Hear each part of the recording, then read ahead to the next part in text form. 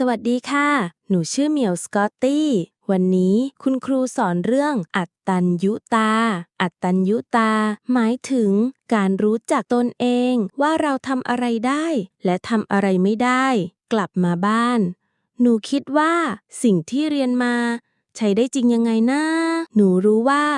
หนูไม่เก่งทุกอย่าง แต่หนูถนัดเรื่องคณิต หนูเลยช่วยน้องทำกันบ้านพอได้ ใช้ความรู้ที่ตัวเองถนัด หนูก็ภูมิใจมากเลยค่ะ นี่แหละค่ะ อัตตัญญุตา การรู้จักตนเอง และใช้ความสามารถให้เกิดประโยชน์